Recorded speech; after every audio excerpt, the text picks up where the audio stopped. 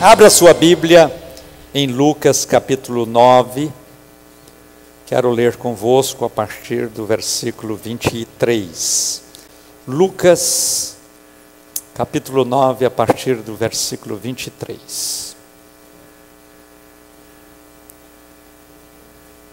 Diz assim: E dizia a todos: Se alguém quer vir após mim, negue-se a si mesmo e tome cada dia a sua cruz e siga-me. Porque qualquer que quiser salvar a sua vida, perdê-la-á. Mas qualquer que por amor de mim perder a sua vida, a salvará. Porque que aproveita o homem granjear o mundo todo, perdendo-se ou prejudicando-se a si mesmo?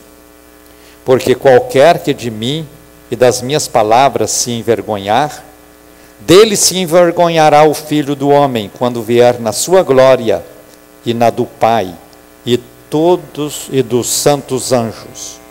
E em verdade vos digo que, dos que aqui estão, alguns há que não provarão a morte, até que vejam o reino de Deus. O reino de Deus. Esta é uma palavra que mexe com a gente como cristão, mexe com a nossa vida como cristão. E nós precisamos sempre ter um coração voltado para servir a Deus e fazê-lo com alegria, porque as promessas divinas são muitas e as bênçãos são preciosas e verdadeiras na nossa vida.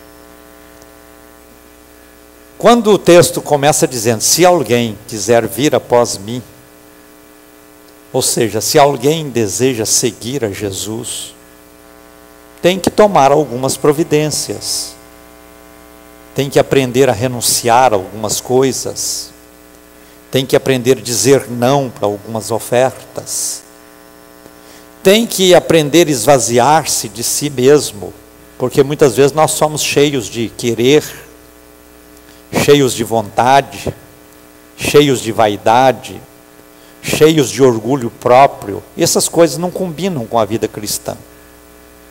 É importante nós aprender que a vida cristã exige um esvaziamento interior desses sentimentos que não são bons na nossa vida, para que nós possamos, na humildade cristã, sermos instrumentos nas mãos de Deus e sermos também abençoados desta forma pelo Senhor. Porque a vida cristã, ela é marcada primeiro pela decisão, a decisão de receber a Cristo como Salvador. Essa é uma decisão que só você pode tomar na vida. Se alguém aqui ainda não tomou, saiba, só você pode tomar essa decisão. Seu pai pode te ajudar, mas não pode te obrigar. O pastor pode te ajudar, mas não pode te obrigar. Nem Deus te obriga a tomar essa decisão. Veja que o convite de Deus para todos, todas as criaturas, todas as pessoas é: vinde. E aí, para vir, é decisão sua de ir. Creia, e para crer é decisão sua de abrir o coração para isso. Não adianta fazer ameaças, não adianta cortar mesada, não adianta impedir privilégios. Você, como pai, como mãe, deve influenciar, deve ajudar, deve muitas vezes até forçar a pessoa a vir à igreja, essa coisa toda, porque às vezes a criança começa a crescer, começa a ficar dorminhoca, e aí não quer vir à igreja por uma razão ou por outra. Você, como pai, como mãe, deve ter autoridade para corrigir, trazer à igreja, andar com seu filho, porque tem muitos pais que eu não sei o que acontece com eles, eles não conseguem andar com os filhos, anda com os amigos, reúne com os amigos, vão para os bares, vão para tanto lugar, mas nunca reúne ou nunca anda com os filhos. Tem pessoas aqui na igreja que nunca entrou na igreja de mãos dadas com os filhos, ou junto com os filhos. Deixa os filhos lá embaixo, ou às vezes nem traz os filhos na igreja.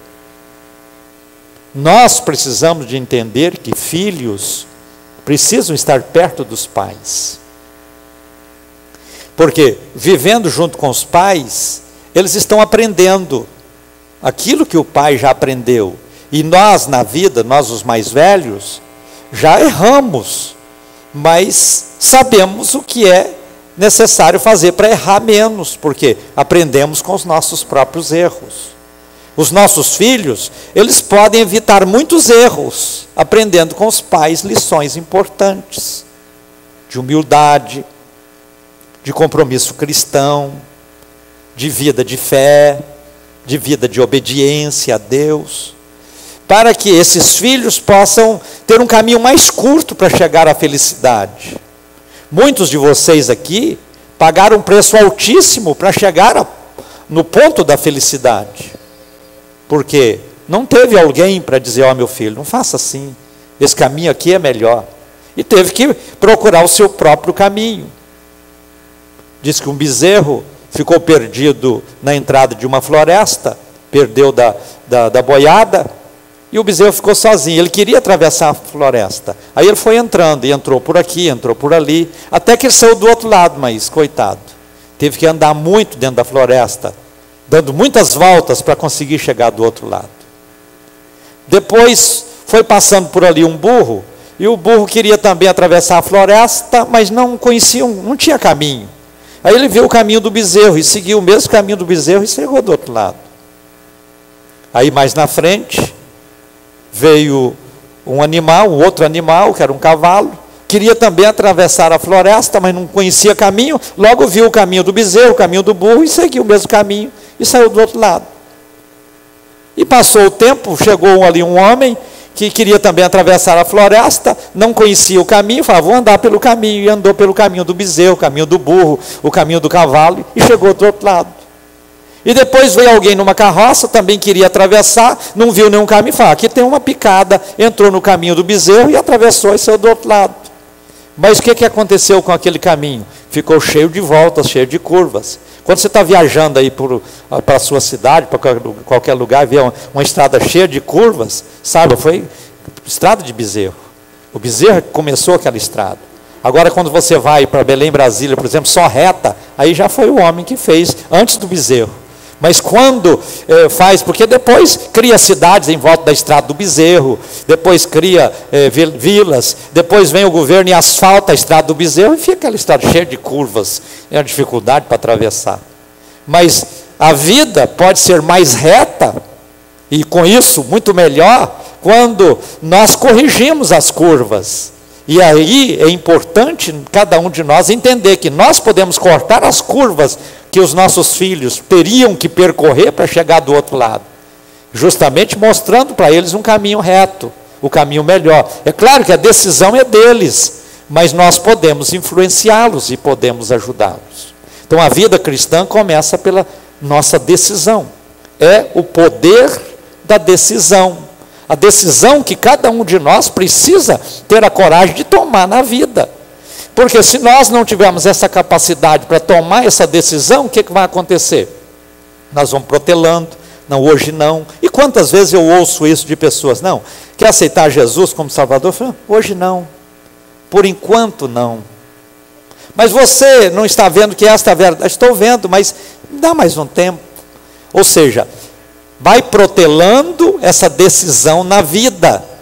E nós não podemos deixar que essa protelação esteja alcançando assim quanto tempo diante de nós. E nós vamos deixando para depois.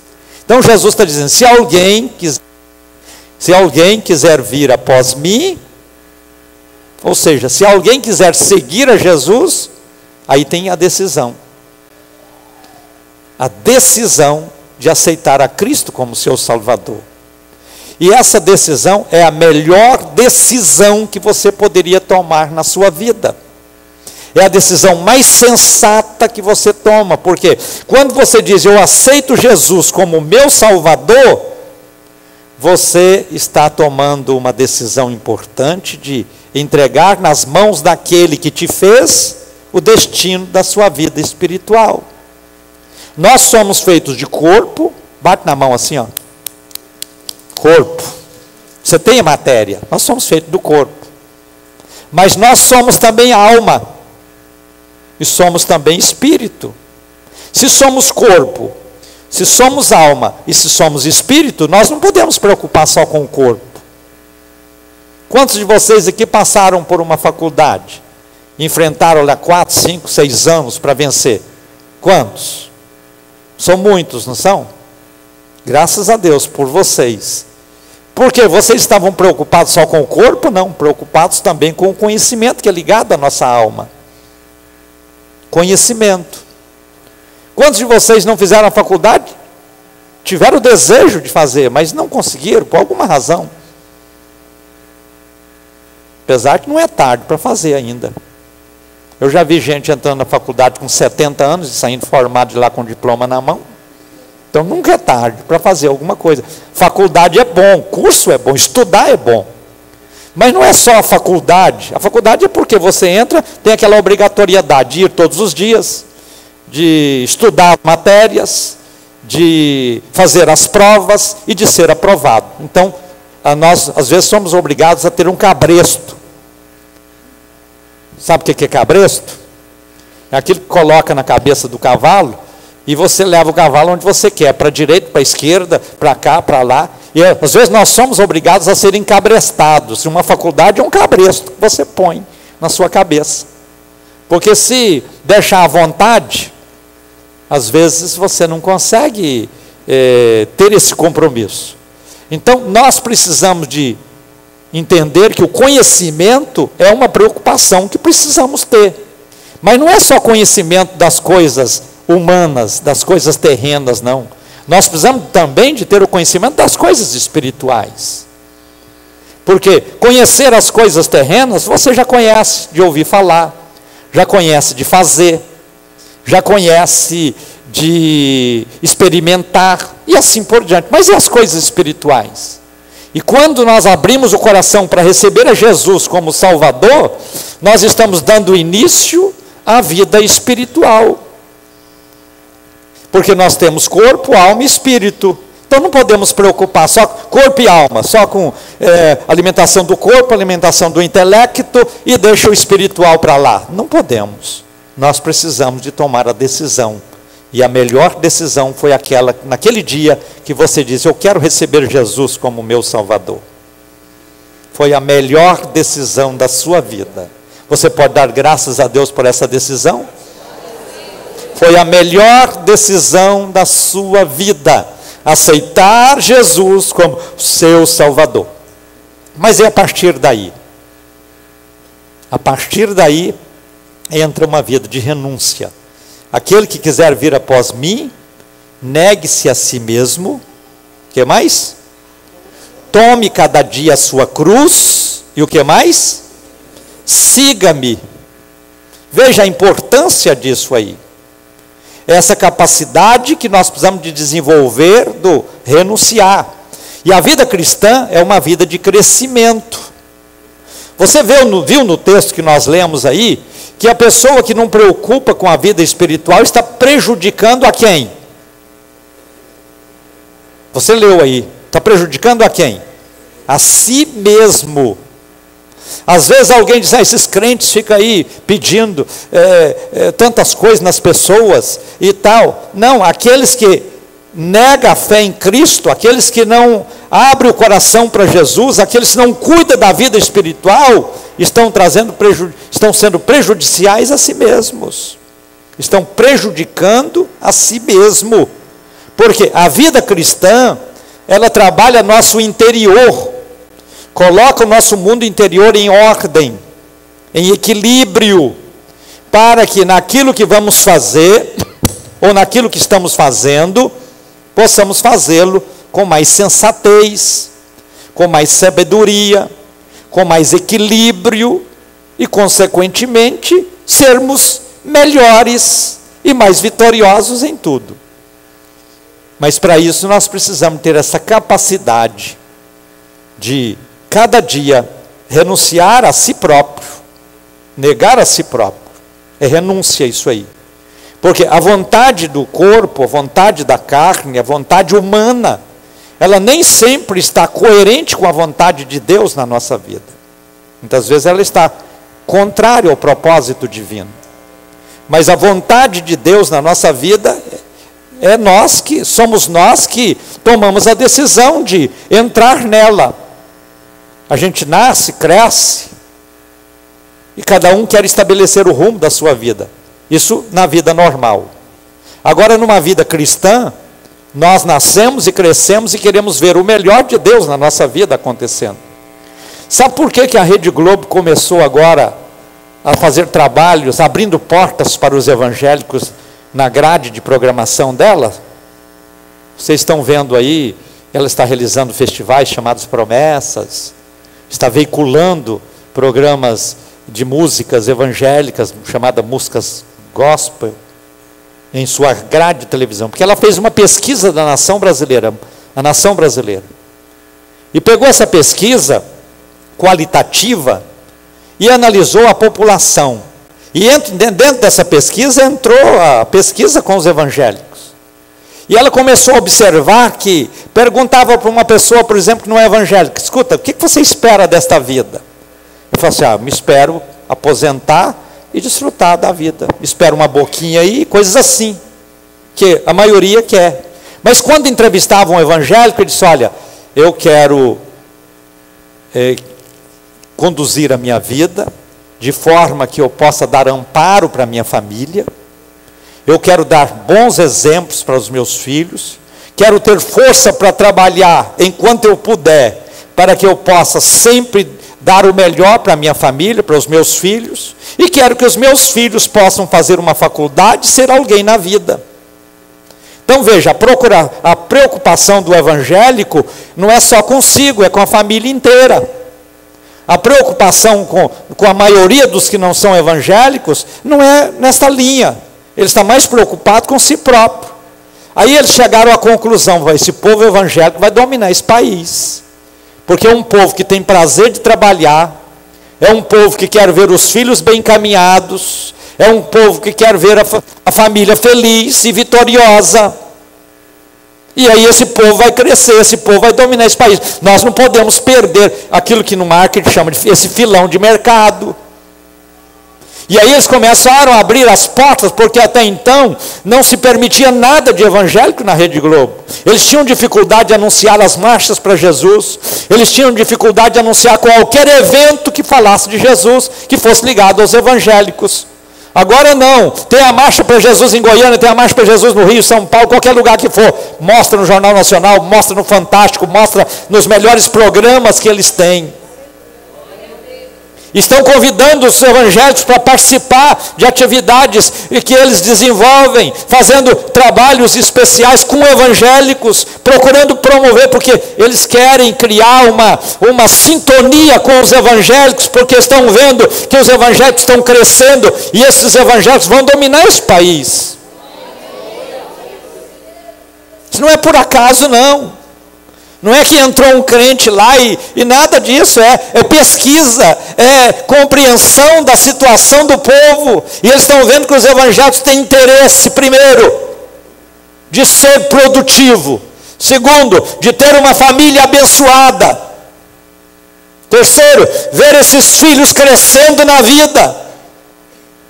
Meus irmãos, já existe uma outra pesquisa, essa eu sempre cito, que de cada 100 pessoas fora do segmento evangélico, cada 100 pessoas fora do segmento evangélico que nasce, somente 11% consegue terminar um curso superior.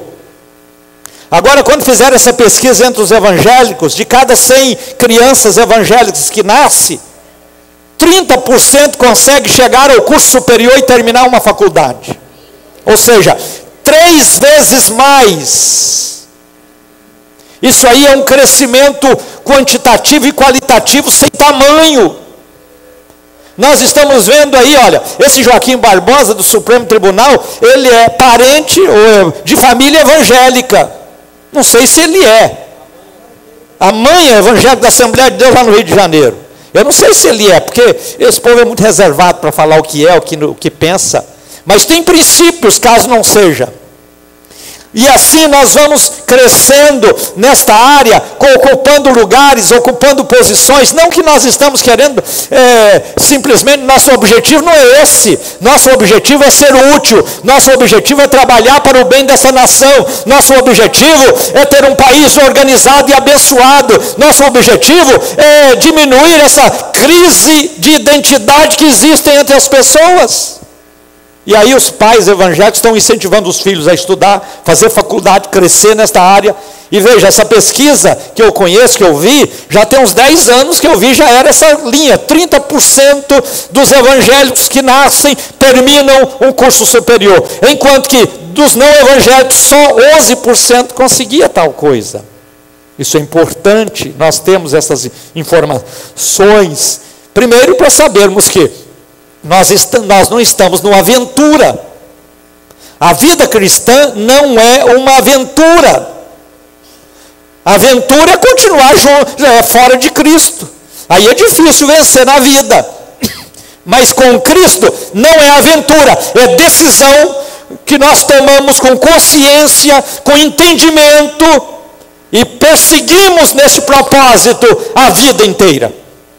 O que é que um crente responde quando você pergunta para ele, você é crente? O que é que ele diz? Responde? Porque nós estamos conscientes de que essa foi a melhor decisão da nossa vida.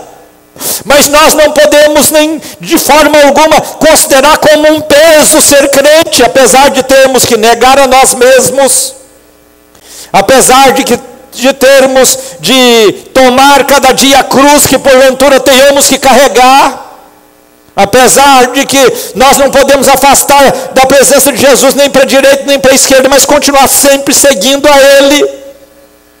Isso não é sacrifício, isso é prazer, porque isso só traz benefícios. O que é que diz lá no texto? Tem muita gente que não entende isso, e está prejudicando a si próprio, prejudicando a si próprio. Por quê? Quando você toma essa decisão de ser um crente, você está ajudando a si próprio, você está contribuindo para o seu próprio bem, você está contribuindo para o seu crescimento em todas as áreas da vida a cada dia. Agora nós precisamos de entender que a vida cristã é uma vida de esperança, uma vida de esperança. Nós precisamos de compreender que existem coisas que às vezes nós adquirimos na cultura e vamos somando com isso aí. Vocês ficam observando, por exemplo, esse velório agora de Nelson Mandela. Já tem, parece que quase 8 dias que estão velando o corpo desse homem. 10 dias já. Parece que vai ser sepultado dentro dos próximos 2 dias. Aí hoje? Vai ser sepultado hoje. 10... já foi, vocês estão por dentro, hein? Então, foi sepultado, depois de quase 10 dias sendo velado. Isso aí, o que é? Cultura aos mortos. Cultura aos mortos. Nós precisamos de entender que o cristão, a morte do cristão é passagem. E a morte para o não cristão é fim. Aí tem que cultuar mesmo, acabou. Tem que cultuar o corpo, enquanto tiver um restinho de pele, um restinho de osso, tem que estar lá cultuando, porque nunca mais verá. Mas nós, os cristãos, sabemos que quando morrermos, nós vamos para o descanso do Senhor. A Bíblia chama de paraíso. No paraíso, Jesus disse para aquele homem que estava com ele na cruz, ao lado dele na cruz, hoje estarás comigo no paraíso. Então, quando a pessoa morre, é no mesmo dia, ele vai para a presença do Senhor descansar. E aí nós estamos esperando um dia que vai tocar uma trombeta. E nesse dia, aqueles que morreram em Cristo ressuscitarão. E depois os que estiverem vivos serão transformados. Aí nos encontraremos com os nossos familiares, com os nossos parentes. Como vai ser a vida lá? Para que saber agora? A gente vai saber quando chegar lá. Mas eu só posso dizer que nós vamos viver na presença de Deus, que é glorioso, que é poderoso. E o céu existe, tanto é que muita gente já viu o céu por dentro. Quando você conversar com o Estevão está aí na Bíblia, o Estevão vai dizer, eu vi o céu por dentro. Quando você fala de Isaías, Isaías vai dizer, eu vi o céu por dentro. Quando você falar com João o apóstolo, vai dizer, eu vi o céu por dentro. Porque o céu existe. E é para lá que nós vamos. É lá que está preparado um lugar para cada um de nós. Então nós temos que reconhecer isso. Então o nosso choro pelos mortos é natural, porque estamos perdendo alguém. Mas cultuar esse morto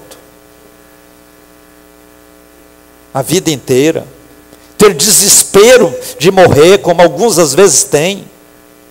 Não, irmãos, a gente quer viver o máximo que puder, porque a gente quer ser mais útil para Deus aqui. Mas no dia que chegar o nosso fim, nós sabemos que o que espera por nós é algo glorioso, maravilhoso, poderoso, especial, e que vai ser bênção, e que ninguém que foi para lá se arrependeu de ter ido. Tanto é que ninguém voltou. Não vai arrepender. Vai ter alegria de estar lá.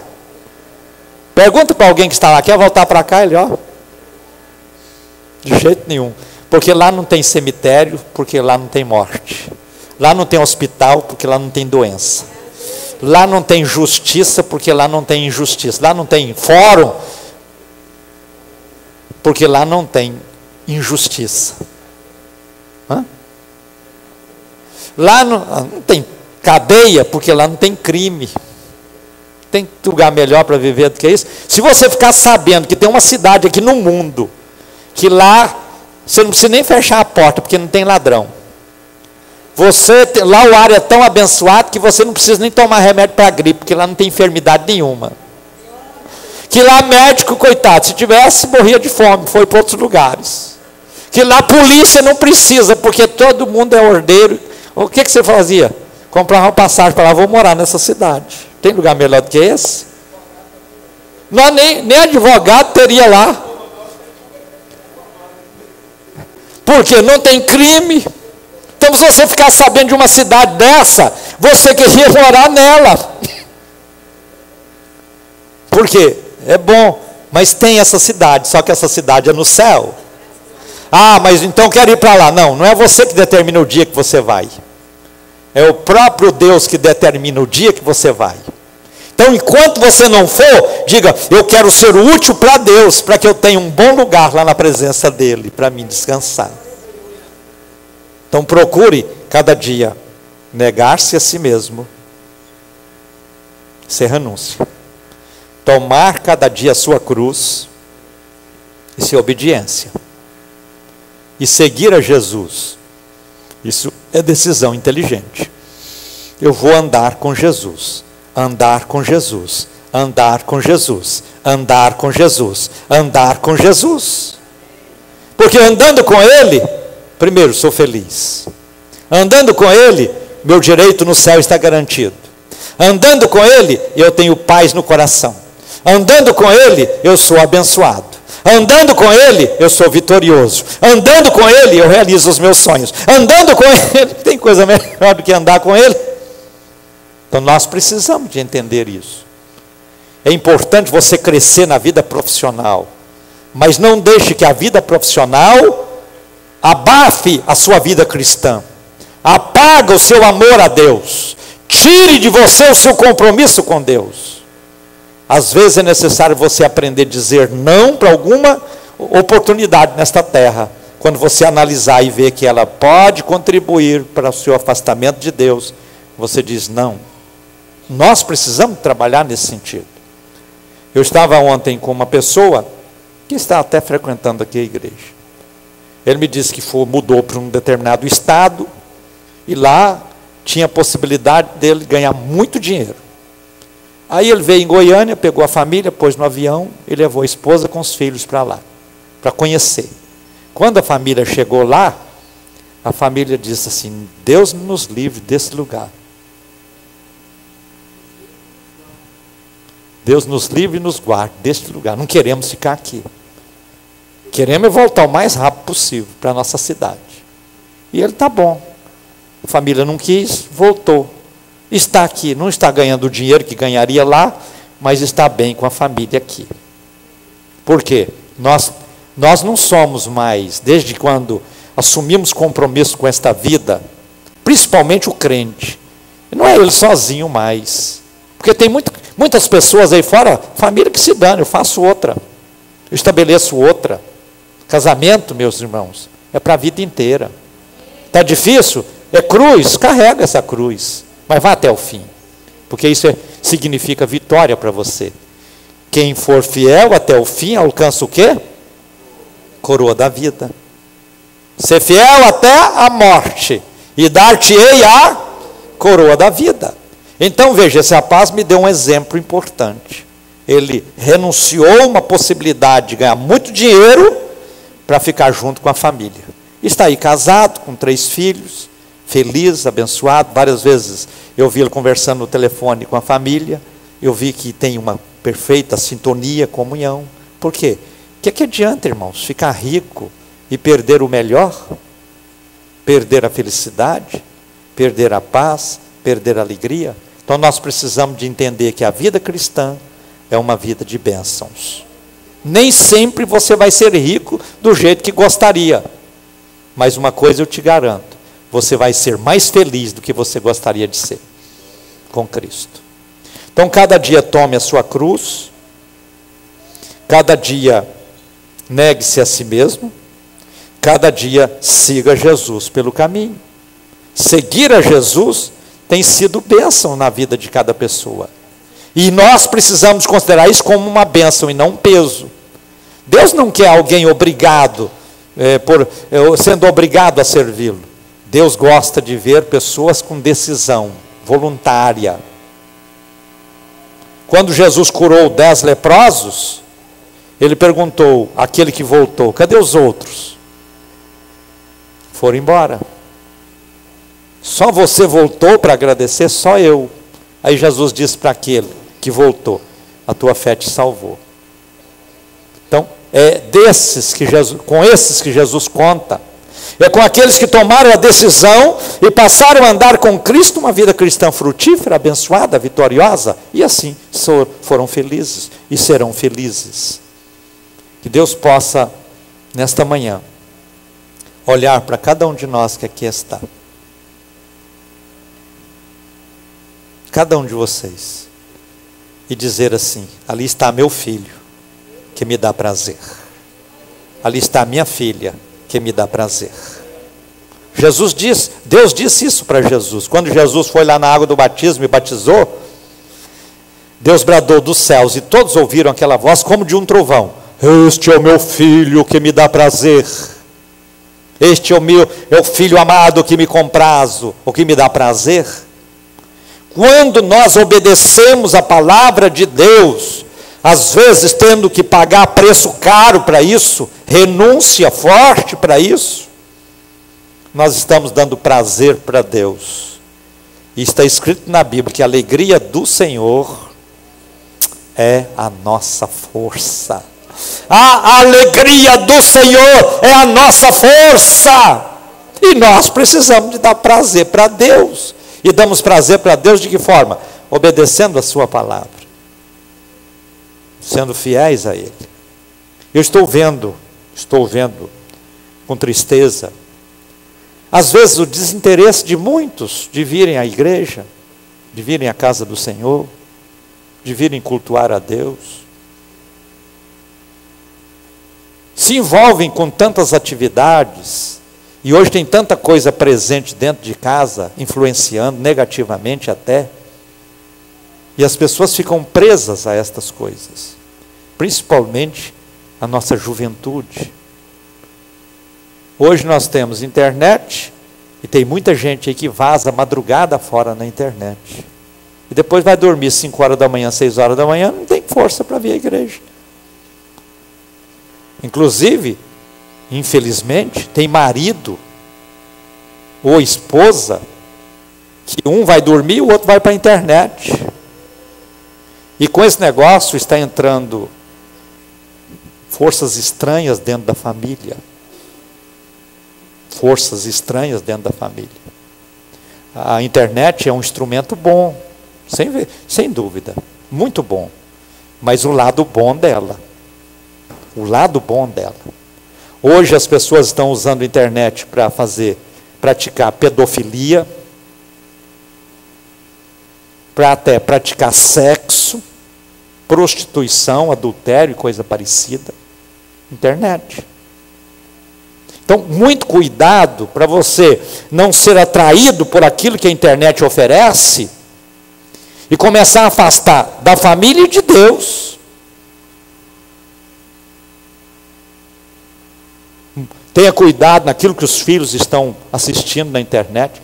Grandes crimes que têm acontecido são influenciados pela internet. Lá ensina a fazer bomba, lá ensina a fazer isso, lá ensina a fazer aquilo, lá ensina a fazer aquilo. Tudo que você quiser, você consegue na internet.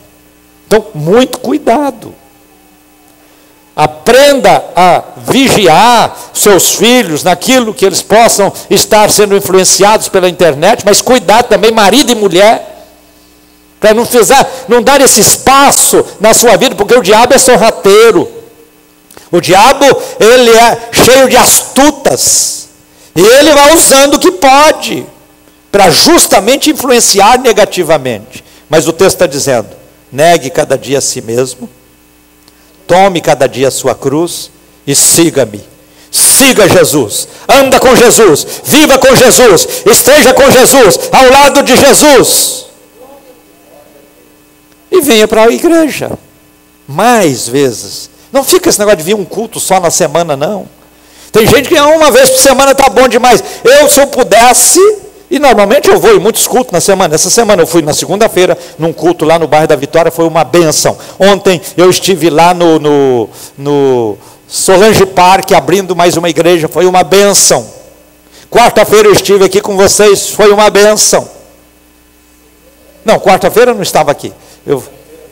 Quinta-feira fiz um casamento debaixo de um chuvão que só Deus sabe, mas eu estava ali abrindo a palavra de Deus para ser um canal de bênçãos. E nós precisamos entender que ir à casa do Senhor nunca deve ser um sacrifício, mas um prazer. O que é? Tivemos uma vigília aqui na quinta-feira, na sexta-feira, foi uma bênção. Quem é que não veio na vigília? Levante o dedinho aí. Não veio. Olha, muita gente não veio.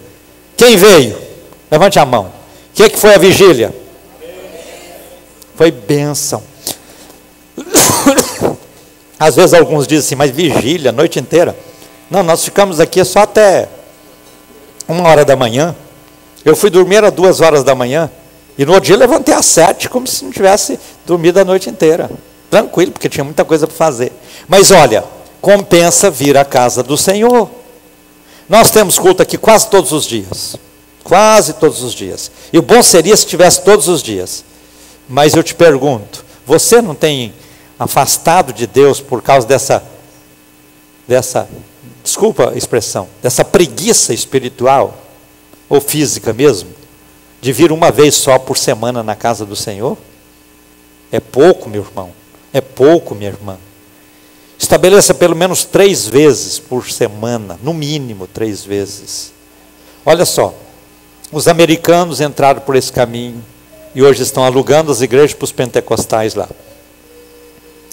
Os europeus entraram por esse caminho e os templos estão lá, peças de visitação, que catedral bonita. Quando chega lá não tem ninguém. Por quê? As pessoas vão afastando de Deus, se envolvendo com o negócio, se envolvendo na vida, se envolvendo com isso, com aquilo, e desta forma o diabo vai tomando conta. Mas Deus há de entrar em ação na vida de todos nós a cada dia, para nos despertar e provocar em nós um desejo mais profundo ainda, de estar na casa do Senhor, recebendo ali bênçãos maravilhosas para a nossa vida. De pé?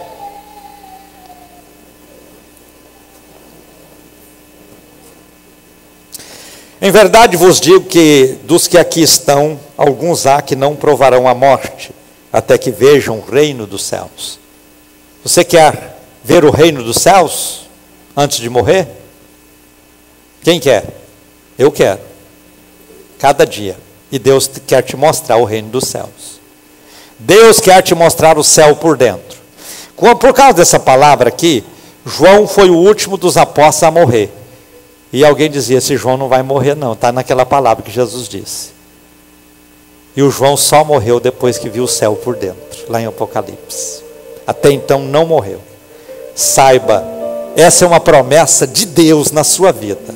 Nós precisamos buscar a Deus com mais intensidade, buscar a Deus com mais intensidade, buscar a Deus com mais intensidade, para vermos a presença de Deus na nossa vida, vermos o céu por dentro e viver uma vida cristã abençoada e vitoriosa. Levante sua mão, coloca a outra no coração, levanta a esquerda e coloca a direita no coração agora, e ore ao Senhor com muita fé. Aleluia. Senhor, nós te damos graças, porque um dia o teu Espírito trabalhou os nossos corações e nos ajudou nessa decisão importante, para que nós pudéssemos seguir ao Senhor com alegria, servir a Ti com alegria e seguir esta caminhada cristã, convictos de que o Senhor está conosco a cada dia nos abençoando. Obrigado, Senhor, pela decisão de cada um dos teus filhos, de um dia receber a Ti como Salvador, para viver uma vida nova, frutífera, vitoriosa e abençoada. Sê com todos nós, Pai, oramos no nome de Jesus. Você pode aplaudir ao Senhor?